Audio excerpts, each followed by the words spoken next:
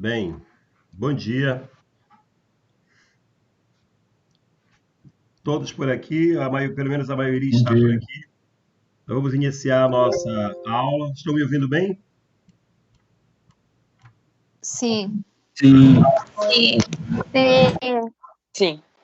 Beleza, então. Então, gente, olha só. Nosso assunto agora, ele vai dar sequência, né, à nossa aula anterior, né, o, sobre o Império Romano. Nós falamos, a princípio, né, sobre a monarquia, deixa eu fechar aqui, e sobre a República Romana.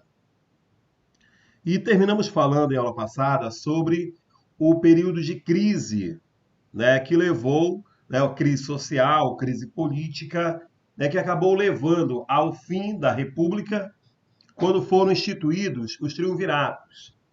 Né, o primeiro triunvirato, com Júlio César, Pompeu e Crasso, né, o Júlio César, o grande ícone, o César, né, tanto que ele virou essa figura tão magnânima que depois grande parte dos imperadores também se autoproclamavam Césares, né? E depois o Júlio César, como dissemos, assassinado, aí nós tivemos a chegada de outro triunvirato, a formação de outro triunvirato que foi com Marco Antônio, Lépido e Caio Otávio.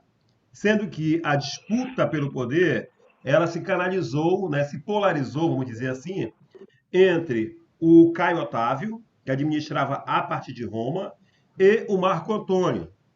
Caio Otávio arquitetou e conseguiu convencer o Senado, se uniu a ele, claro, de que o Marco Antônio era um traidor e que o Marco, pelo envolvimento que tinha com a Cleópatra, que ele queria levar, né, transferir a sede do governo para a região lá de Alexandria, lá para o Egito.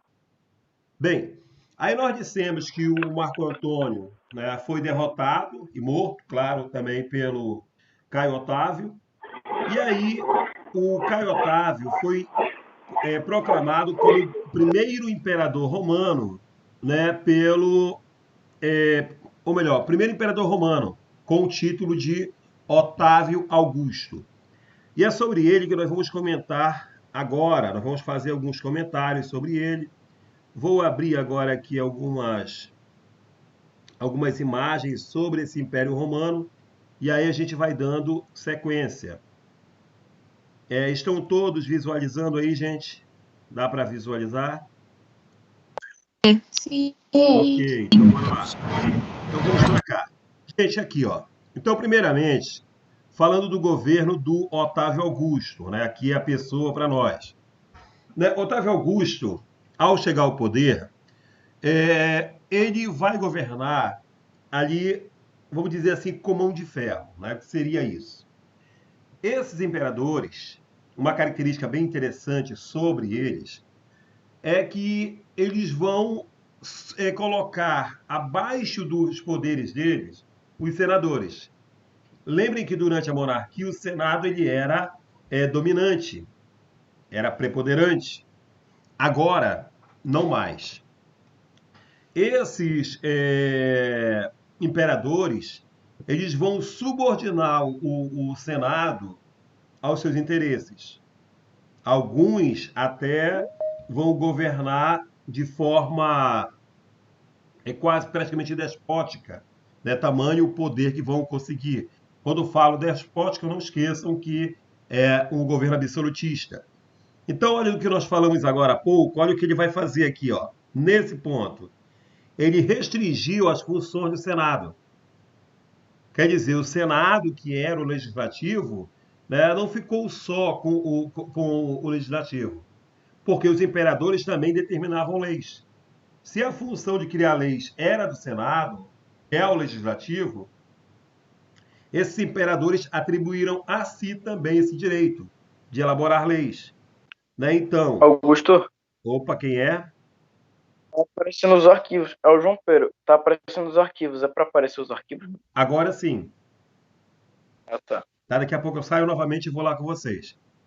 Aí olha só o que aconteceu a partir daí, gente. O que, que nós temos com isso aí? Né? Ele cria ali, ó, prefeituras, ele subdivide o império. Então, o Otávio Augusto, né, o que, que ele faz é, a partir dali, né, para fortalecer o seu poder também, além de subdividir o império em prefeituras, né, o que ele faz? Ele vai criar uma guarda que era apenas para garantir a segurança do imperador. O que nós temos nesse caso, consequentemente, gente, é o quê? Nós temos agora, né, um governante que tem poderes quase inquestionáveis e baseado principalmente, né,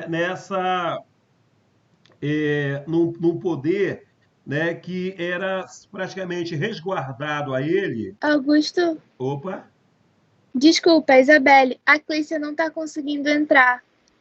deixa eu Acho que você precisa verificar. aceitar, não sei. É que ela chegou agora. Ah, tá aqui, eu ouvi, só que eu estava na outra imagem. Agora ela já foi colocada na sala. Chegou também, quem mais? A Luara Priante. Normal, mano, até aqui atrasada. Vou brigar com ela depois. Não bota o Loro, não, bota o Loro, não. Bota o Já Loro. coloquei. Tá, gente? Então, olha só. Então, o que que nós temos aí? Então, Otávio Augusto, ele chega ao poder, né, como dissemos, ele centraliza a administração. O Otávio Augusto, ele passa a fazer mudanças, como nós dissemos. Ele cria as prefeituras? Cria. Ele vai dinamizar a economia? Também. Vai arrecadar mais impostos? Também. Aí ele institui uma série de medidas que ficaram conhecidas como Pax Romana. O que eram o que foram essas medidas, né, criadas por ele? Primeiramente, que ele reduz, né, o expansionismo. Lembre que Roma, durante a República, né, ela se expande, ela cresce, ela dinamiza a economia. Só que agora, o que, que ele fez? Ele vai estabelecer a paz com os povos da fronteira. Ou seja, ele negocia, ele passa a ser mais diplomático.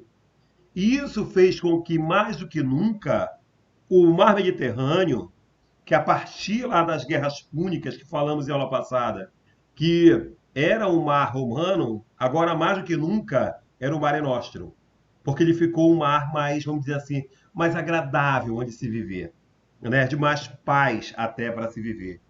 Então, quer dizer, tudo isso aí levou, né, principalmente ao crescimento de Roma, né? Crescimento de Roma, Roma expandiu, né? Então, agora o que nós vamos ter de grande mudança, gente, também isso, quer dizer, num primeiro momento, sucesso, o comércio se ampliando, né? Se lá atrás, durante a República, na expansão, a classe equestre, né, a cavalaria, ela vai ganhar espaço, prestígio, poder, agora os comerciantes vão ganhar espaço, né? Porque o comércio se expande muito, né, a partir de agora. E aí, para conseguir o sucesso em tudo isso, né, o que fez o Otávio Augusto? Ele instituiu novamente, que era uma prática até antiga, a prática do pão e circo. Acredito que todos lembram o que era essa prática do pão e circo. Alguém gostaria de comentar?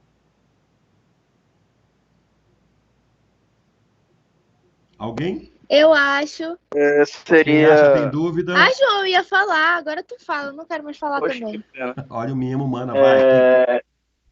Seria atrair o povo com diversão, essas coisas, tipo, sei lá, a Copa do Mundo, para tirar o foco deles da política, dos Foco problemas que político. está acontecendo. É porque na época, desde o que falou o João agora, trazendo para o nosso contexto, as crises, né, as revoltas eram grandes naquele período. Lembre que chega o Otávio Augusto ao poder, mas os problemas muitos persistem. E aí o que fez o Otávio Augusto? Ele começou a agradar a plebe, o povo, a massa da população, a maioria. Organizava espetáculos circenses, de circo, espetáculos no Coliseu, gratuitos. E esses espetáculos, quando a pessoa chegava lá, ela recebia um punhado de pão ou trigo. Era algo do dizer assim, quando se pensava em se rebelar, né, se revoltar, a pessoa já pensava um pouquinho mais. Mas se revoltar para quê? O governo está sendo tão bom conosco. Para que a rebeldia? Para que isso? Né? Era estratégia, gente. Isso ainda é interessante, vocês evidentemente não lembram, mas os pais devem lembrar. Aqui havia chamada, era uma campanha do governo para arrecadar, para aumentar a arrecadação do Estado. Então ele praticamente forçava as pessoas a pedirem a nota fiscal nos supermercados, nos estabelecimentos comerciais. Aí a pessoa trocava esse cupom fiscal por ingresso nos estádios. É mais um pão e circo. E a quantidade de pessoas dos estádios aumentou muito nessa época, aumentou bastante mesmo. Beleza, gente? Então bora lá. Olha só, quando falamos de Império Romano, depois vocês vão ter isso aí no vídeo de vocês também, né? É o seguinte, esse Império Romano, ele tem uma subdivisão. Primeiro, o chamado Alto Império,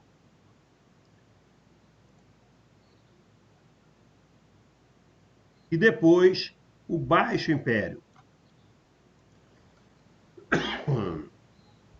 Bom, então essa fase aí, né, do Alto Império começa com a chegada do Otávio Augusto ao poder em 27 a.C.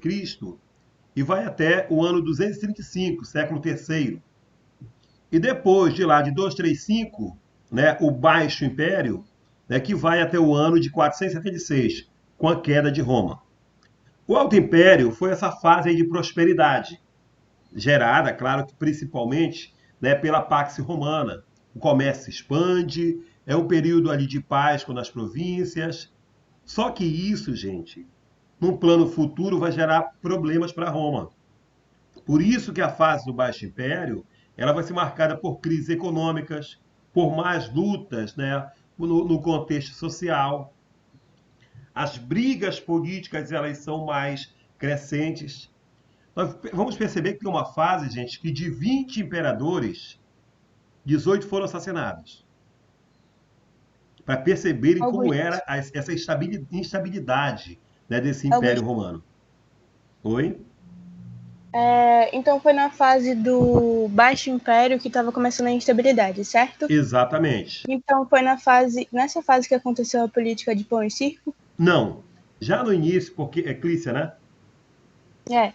Clícia, lembra que quando ocorreram as crises sociais dentro de Roma, né, ali que levou à instituição dos triunviratos, a partir dali já começaram essas práticas, já alguns registros.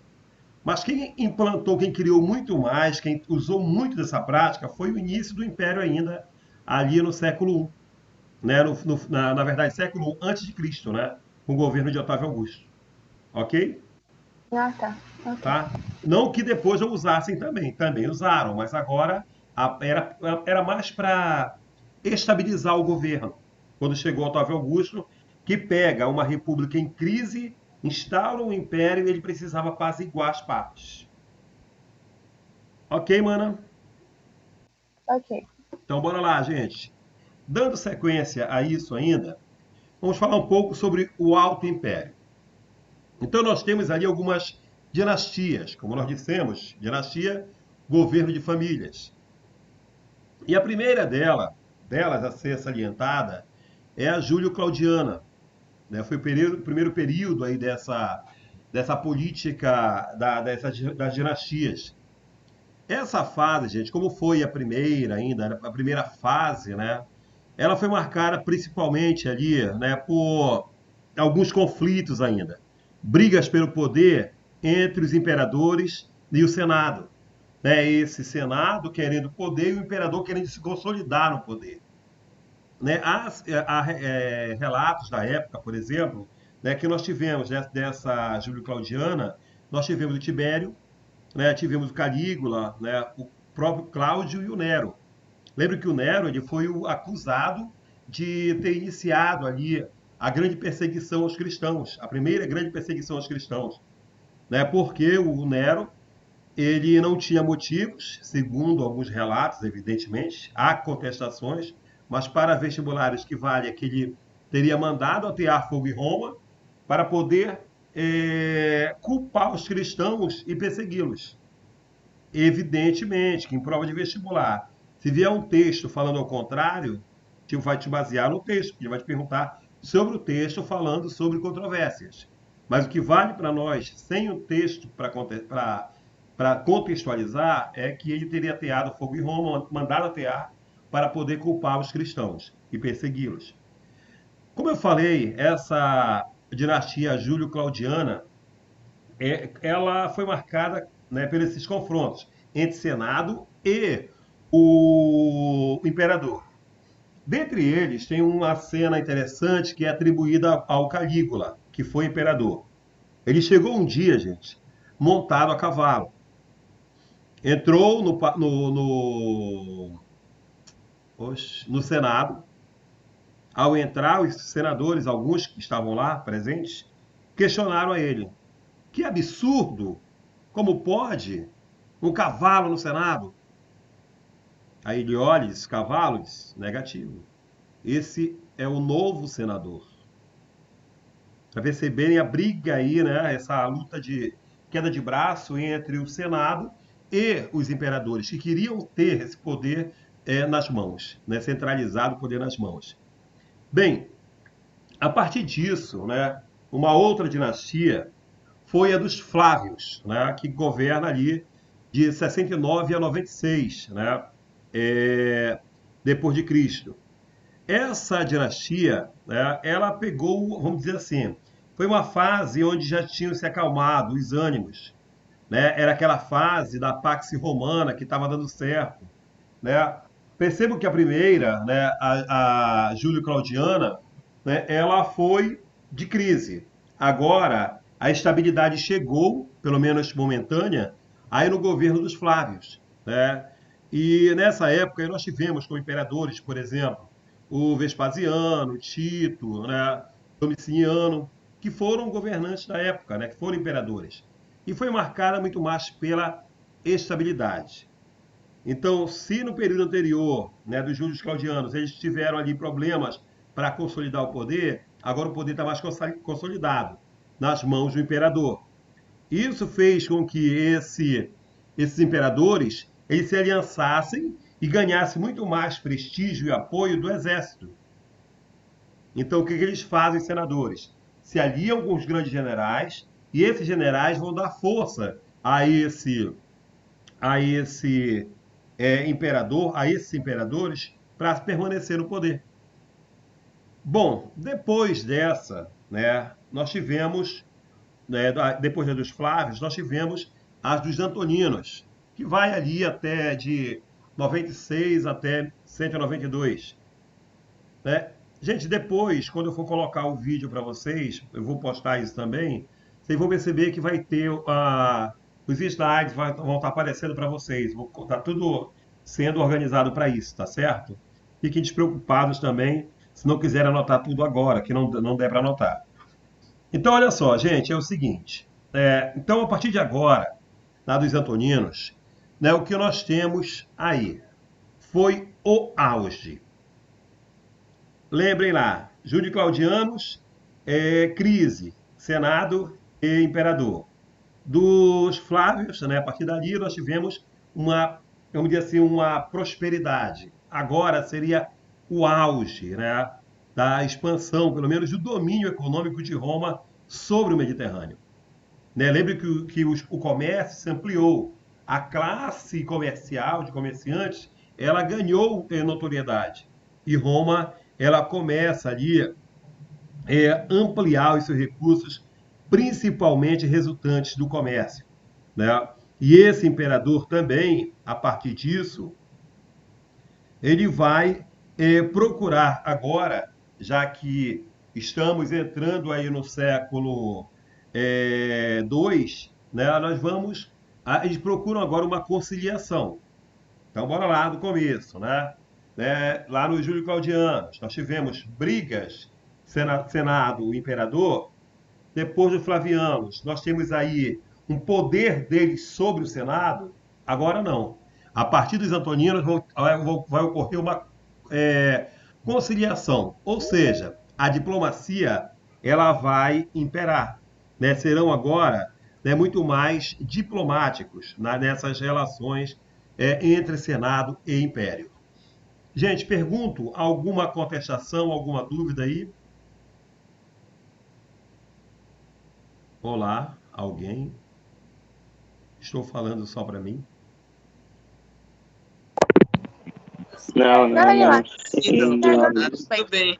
Tá, Tudo beleza, normal. então. Então, bora lá, gente. Tá indo, tá Cadê o indo. Guilherme da primeira série? Tá por aí? Conseguiu entrar, Guilherme? Cadê? Tá aí? Não vi o Guilherme por aqui, deixa eu ver. Gabriela, Berger. Ah, tá. Guilherme, Glaucio. Ok. Ele tá. Eu vi agora, tá, está assim. Só conferindo, né, os que estão. Não, depois eu vejo isso. Bora lá. Então é assim, gente, né? Então continuando para nós, né? Então agora, né, nós temos uma diplomacia maior e o que nós vamos ter a partir disso, né, do Trajano, Adriano, né, do Antônio Pio, que foram imperadores da época, foi o período de auge, né, desse império. A partir daí, gente, o que nós vamos ter? A instituição do Baixo Império. Como nós dissemos, né, foi uma fase do Baixo Império, gente, do que eu comentei no início, que nós vamos ver agora, é que vários imperadores eles foram assassinados. Morreram em combate, porque foi um período de instabilidade política. É uma fase que gradativamente nós vamos ter a chegada dos povos bárbaros, né, germânicos, né, que dominaram ali a Europa no período, né? Professor, Pode falar, mano. em que época que começou o governo de Pôncio Pilatos? Mano, Pilatos foi no período de Cristo ainda, foi é, antes do, olha, ali no período já logo depois da formação do Império, logo no Ah, tá. início, tá? Bom, Entendi. gente, dando sequência então, né? Olha só, então, a partir daí, o cristianismo, já nesse século III, no Baixo Império, ele começa a ganhar cada vez mais notoriedade. Se no princípio o cristianismo, os cristãos foram perseguidos, agora vai ser uma arma política. E o que nós vamos perceber do século III em diante, século IV até a queda de Roma no século V, é que o cristianismo ele foi ganhando cada vez mais espaço e vai ser usada pelos governantes para ganhar apoio político. Né? Vão tornar a religião oficial do império, vão acabar com a perseguição aos cristãos, né? Então, quer dizer, tudo isso porque usaram a religião para se consolidar no poder. Porque, no princípio, os cristãos eram perseguidos. Por que eles eram perseguidos? Quando nós falamos do Nero, por exemplo. Né? Lá, quando falou agora da Abele, por Pilatos, né? Governante também de províncias. Né? Porque os cristãos se negavam a cultuar os imperadores romanos, né? Os governantes. E esses governantes se intitulavam deuses. Né? Eles queriam que quando a pessoa chegasse na presença deles, que a pessoa ela fizesse reverência e se curvar, de prestar reverência. E esses cristãos se recusavam. Né? Como eu vou me curvar diante de um Deus terreno? Deus está lá em cima. Né? Então, esses cristãos, né, que no princípio foram perseguidos por não aceitar essa divindade dos governantes, por não aceitar a religião romana, os deuses romanos, aí quer dizer, depois não, vai ser um aparato político. A religião ela vai se atrelar ao Estado, porque é interessante para os governantes. Daí nós vamos destacar agora três imperadores. Eu vou destacar, por exemplo, o Diocleciano. Gente, no Diocleciano, né, vai ser no governo dele que vão implantar a tetrarquia. O que era isso? O que era essa tetrarquia? Eram 4 governantes. Entretanto, dos 4 seriam líderes militares. Né? Só que dos 4, 2 apenas eram aclamados como Césares. né, quando ele cria a tetrarquia. Seria isso, 2 imperadores, praticamente, né, como se ele dividisse o poder entre 2 Augustos da época, que era um título de grandeza. Não que hoje não seja, é claro. Bom, gente, mas olha só. Para tentar conciliar as partes, para atrair também o povo, né, o que fez o Diocleciano? Ele lançou o Edito do Máximo, ou Edito do Máximo, como chamam alguns.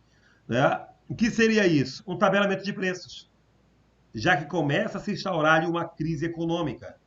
Então ele lança o Edito Máximo, né, e era exatamente o congelamento de preços, para, claro, que é para ajudar, né, para pelo menos atenuar a crise econômica que está se instaurando. Bom, aí muitas pessoas, gente, começam a abandonar o exército, começam uma anarquia militar. Quer dizer, pessoas abandonando o exército, as fronteiras, alguns já não recebiam recursos, não estão recebendo, atrasavam os salários, e aí o governo ele torna esse serviço militar obrigatório, exatamente porque ele precisava proteger as fronteiras. Bom, a partir daí, gente, né, vai ser principalmente aí no governo do Diocleciano que nós vamos ter as grandes perseguições aos cristãos. Né? Tem até o evento de São Sebastião. Alguém sabe a história dele, gente, de São Sebastião? Que possa contar para nós? Ninguém? Clícia é crente. Clícia é crente, deve saber. Não sei não. Tirava 2 pontos do João. Pode deixar. Gente, olha só. O São Sebastião, ele era um militar romano, que ocupou cargos até importantes. Só que ele se converteu ao cristianismo. Né? E quando ele se converteu ao cristianismo, né, o que aconteceu? Né, foi no governo do Diocleciano. Ele, na verdade, era surdina, não sabiam. E chegou um evento que prenderam lá 2 cristãos, e ele praticamente intercedeu por esses cristãos. Né? O pai dos 2 que foram presos, um dos pais que foi à prisão visitar, ele converteu o pai dos caras também. Só que depois, né, não tinha como mais negar que ele era um cristão. E aí o Diocleciano teria mandado que amarrassem ele numa estaca, num tronco, e que matassem ele a flechadas. E aí colocaram no centro as flechas, né, entrando no corpo do cidadão. E aí, quando ele desfaleceu, né, aí foram embora os guardas. Aí uma moça, que eu não recordo o nome dela agora, é bíblico, bíblico não, faz parte da religião, claro. Ela tirou de lá o cidadão. Quando ela foi para tirá-lo dessa estaca, ela percebeu que ele estava vivo. E ele recuperou a saúde. Imaginem, né? Rapidão, deixa eu fechar lá. Aí o que aconteceu, né, com isso, ele se curou, né, e depois ele abertamente passou a pregar o cristianismo. Resultado disso, no outro evento ele se encontrou novamente com o governante. Só que dessa vez ele foi morto a pauladas, morto mesmo. Quem ia falar, por favor?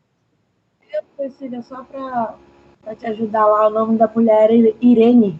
Irene, né? Quem é? Cecília. Muito obrigado, querida, muito obrigado.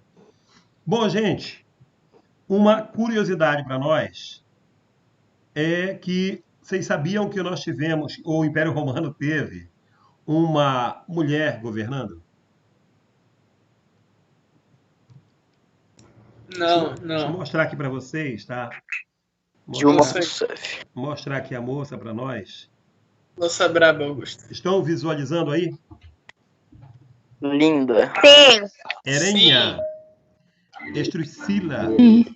Ela era a esposa, gente, do imperador Décio. Tá mostrando para vocês aí. E o que aconteceu? O Décio e o filho dele, claro que o filho dela também, eles morreram em combate. Estavam combatendo os povos estrangeiros e morreram em combate. Aí o que aconteceu, né, quando ocorreu essa morte deles aí em combate? Ela assumiu o poder. Só que foi um curto período de tempo. Mas ela assumiu o poder diretamente? Não. Se você olhar lá na relação dos imperadores romanos, Aí você vai ver lá que no período que estava ela no poder, que ela assumiu, não aparece o nome dela. Porque ela era regente. Lembre que o regente é quando o rei está vivo, né, ou o herdeiro do trono está vivo, impossibilitado de assumir por algum motivo. E nesse período aí, o filho dela, o que restou, né, do casamento com o Décio, ele era menor de idade. E ela assumiu por um período muito curto o governo. Né? Quer dizer, só que, gente, ela passou pouquíssimo tempo no poder. Depois, não há nem relatos mais sobre ela. Né? Lembre que a mulher era ofuscada na história. Voltando para cá, para essa beleza toda, né? Augusto, Oi, meu querido. ela já caiu em alguma prova de vestibular, alguma coisa assim? Não, por isso que eu estou colocando que de repente são possibilidades. Beleza. É porque atualmente, João, tu sabes que assim, as questões de vestibulares elas estão muito batidas, muito, vamos dizer assim, algumas repetitivas. Então, o que as bancas estão fazendo agora estão buscando os pormenores. Né? Quem não se lembra, que viu aí a revolta do Vintém, que ocorreu lá no Brasil, né? Ali na formação do Segundo Império. Ninguém tinha ouvido falar sobre aquilo, né? Mas constou em prova do Enem. Então, quer dizer, muitas dessas coisas estão vindo agora, né? Mas nesse caso dela, viria algum texto comentando sobre. Né? Interessante que no período e tal, da história da humanidade, né? É impensável que uma mulher pudesse assumir um cargo de comando, né? Que ela ganhou o título de Augusta, tá? Foi a única que ganhou o título de Augusta, que era de governante, né? E o texto poderia vir assim, falando sobre isso, que ela chegou ao poder, mas que uma curiosidade, que ela não chegou a realmente se consolidar no poder. Ela ganha o título de Augusta, mas por ser mulher, depois ela some da história. Aí poderia vir lá o motivo dela ter chegado ao poder. Aí seria, no caso, né, da morte do esposo dela, do Décio e do filho, que aí não tinha ninguém para assumir o trono. O filho dela é menor de idade, ela assume como regente. Beleza? Bom, gente, Beleza. então assim, como nós dissemos, a partir do governo dele, do Diocleciano, do que falamos agora há pouco, né, estamos comentando, então a partir de lá, uma tetrarquia, né? Então ele começa ali governando com o Maximiano, né, que era ali, como eu falei para vocês, eram governos militarizados. Aqui eu vou mostrar para vocês também agora, né, uma outra imagem. Aqui, ó. Estão vendo aí? Sim. Chegou para vocês? Sim, sim, sim. Ok, então aí, gente, ó, o que está mostrando, né, era a divisão do poder. Se você perceber aqui, ó, em amarelo, deixa eu mostrar aqui para nós as nossas setinhas. Aqui, ó, nessa parte em amarela, todinha ela, né, nós temos aí o que seria o Império Ocidental. Que observem uma curiosidade para nós aqui, é o seguinte, ó, seria aproximadamente, isso aqui, ó, seria como se fosse uma divisão, ó. Dá para ver aí? Sim. Dá. Então, como se para cá ó, tivéssemos, nessa área aqui, deixa eu colocar para nós, é como se aqui ó, tivéssemos o Império Romano Oriental, lá com capital em Constantinopla, e aqui o Império Romano Ocidental, com capital em Roma. E aqui, quem era o cara? Aqui seria esse Império Romano do Ocidente. Nesse começo, o Maximiano. E na banda oriental era o Diocleciano. Aí você vai dizer, tá, mas havia outros na tetrarquia. Sim, mas os dois Césares, os dois Augusto, eram apenas eles. Os outros, né, nesse caso aqui, o Galério, né, ele era apenas um chefe militar que dava suporte, nesse caso, ao Diocleciano. Ok, gente? Tranquilo até aí? Então, bora nós. Bora nós. Aqui, deixa eu só fechar. Aqui. Voltando para essa pessoa bonita que vos fala, né? Olha só, gente. Então, né, o que nós temos? Vamos já acabar isso aí. que nós temos a partir daí? Já no governo de Constantino, né, nós tivemos ali o fim da tetrarquia, de 3, né, de 4 governantes, mais 2 Césares. Né? E o Constantino tem um dado bem interessante sobre ele, gente. Ele se converte ao cristianismo no século IV. E, em 313, ele vai proclamar a liberdade dos cristãos de culto, né, com o Edito de Milão. E é nesse período também, né, que o poder de Constantinopla começa a crescer. É nessa época que começa a divisão ali, vão ampliar essa divisão do Império Romano Ocidental e Oriental. Por quê? O Império Ocidental, governado por Roma, ele estava cada vez mais perigoso mesmo. Né? Então, eles começam a dividir, e o Império Romano Oriental, ele era muito baseado nesse comércio ainda. Ele se organizava no comércio. Bem, após ele, como eu falei para vocês, lembrem atrás que eu disse, olha, o Império Romano, ali no Baixo Império, ele começa gradativamente as pessoas, os governantes, a usarem o cristianismo para se consolidar no poder. Falamos há pouco aí, né, do Constantino e agora do Teodósio, que foi outro imperador. Né? Foi o Teodósio, por exemplo, gente, que se o Constantino ele vai dar liberdade de culto, o Teodósio foi além. Né? Ele tornou o cristianismo, em 380, como a religião oficial do Império Romano, através do Edito da Tessalônia, né? Ou da Tessalônica, depende muito do livro que você vai encontrar. Ou Tessalônia ou Tessalônica, né? O Edito. E aí agora o Império Romano tem como religião oficial ou cristianismo, que era até então um estado pagão, agora não mais. Agora é um estado confessional, né, que segue a religião cristã, católica. Bom, olha só, gente. Se nós tivemos a tetrarquia, né, agora, no governo de Teodósio, é que ele vai realmente dividir o Império Romano lá nas duas partes. Agora, quem divide mesmo é ele, né?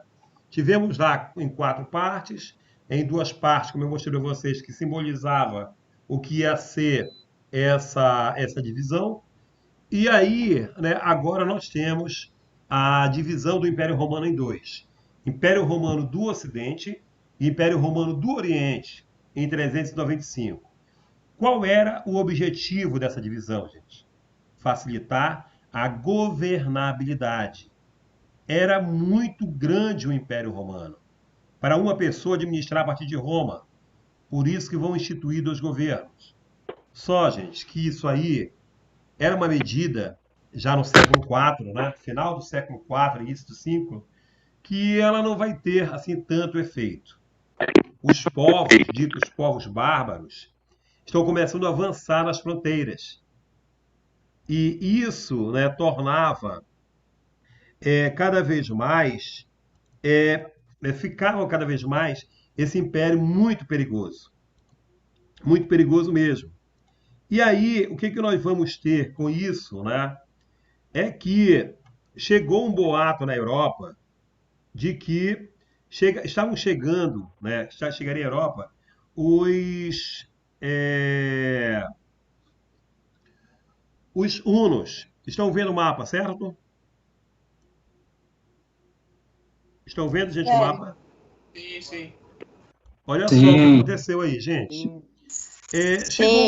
Chegou um boato que iam chegar, né, eram povos indo-europeus, né, os hunos, que os hunos viriam, né, esses hunos, eles sairiam, né, ali da banda oriental para dominar, né, a Europa. Esses hunos eram liderados pelo Átila. E esses hunos, gente, eles iriam avançar sobre a Europa. Aí o que aconteceu? Ostrogodos, visigodos, burgúndios, né, que eram povos germânicos, que habitavam aqui, ó, essa região da Europa Ocidental, principalmente essa área toda aqui, até essa área de vão habitar tudo aqui, eles chegaram e pediram abrigo nas fronteiras do Império Romano, dizendo-se, olha, os hunos vêm, são perigosos. Só que muitos dos militares romanos tinham abandonado as fronteiras, né? Se converteram ao cristianismo aqui, ó. Aqui as fronteiras do Império, né? Do Império Romano. Aí, o que fizeram esses povos bárbaros, né? Os germânicos, bárbaros, como se referiam a eles os romanos. Eles pegaram, pediram abrigo nas fronteiras. E o que aconteceu foi que os imperadores romanos deram, e esses bárbaros começaram a ocupar áreas da fronteira, começaram a entrar nas fronteiras romanas. Só que isso, cada vez mais, eles foram expandindo áreas, né? Dominando cada vez maiores áreas. E os hunos, gente, chegaram. Inclusive, obrigaram o papado a pagar impostos. Só que cada vez mais esses povos bárbaros avançaram sobre, né, o Ocidente. E depois, Odoacro, líder dos Érulos, dominou o que faltava da Roma Antiga. Ou seja, o Império Romano...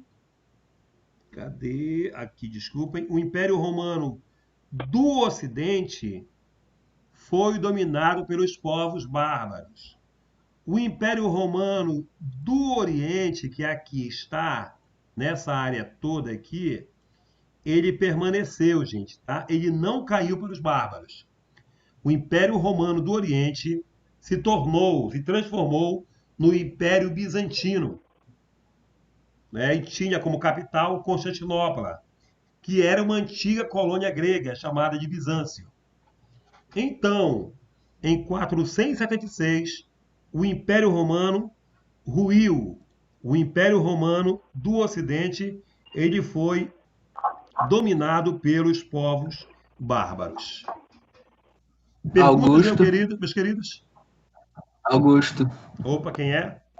O César, mas o Império do Oriente não continuou com o sistema romano? Ele só meio que mudou de status, tipo, deixou de ser romano, virou... Não, ele permanece com a estrutura. E assim, César, primeiramente, gente, por que o Império Romano, depois eu respondo a do César em seguida, o Império Romano do Oriente permaneceu. Lá, ó, havia recursos financeiros ainda. O comércio que vai quase inexistir na Europa durante a Idade Média, né, já vai começar agora aí em 476, com a queda de Roma do Ocidente, o comércio era pobre na Europa Ocidental, lá em Constantinopla não. Havia um intenso comércio, tanto que Constantinopla foi alvo de vários povos que pretendiam dominá-lo, né? Quer dizer, então, eles dominaram vários povos, né? Quer dizer, esses povos muçulmanos. E tentaram também depois dominar Constantinopla, que era alvo, né, dos interesses por conta de ser rota comercial.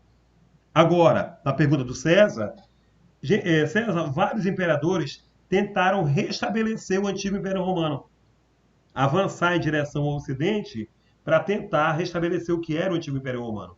Mas não conseguiram. Né? Próximos chegaram, sim. Tanto que durante o Império Bizantino, nós tivemos lá tentativas, né, com o Justiniano de tentar restabelecer o antigo Império Romano. Para perceber que ele criou o Corpus Juris Civilis, ou Corpo do Direito Civil Romano, onde ele vai buscar, desde o século II, reestudar o direito romano, para utilizar dentro do que era o Império, que foi, né, o Império Bizantino. Então, o que se perguntou, se permanecem as estruturas, muitas delas. Outras, elas vão ser criadas porque o Império Bizantino ele vai receber muita influência dos povos orientais. Então, gradativamente, ele foi mudando a estrutura. Ok? Mais alguma pergunta? Ok. Mais alguma pergunta, queridos? Não, senhor. Não. Não. Não. Então, tudo bem. Gente, olha só. Deixa eu só confirmar quem está por aqui. Sabrina, André, Armando, tá, Camille.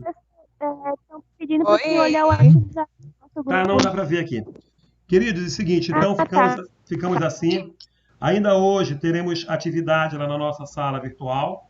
Tem algo para nós fazermos lá. E eu vou postar daqui a pouco essa aula lá. Não esqueçam de comunicar aos colegas ainda que não estão ficando presentes da importância desses momentos, tá?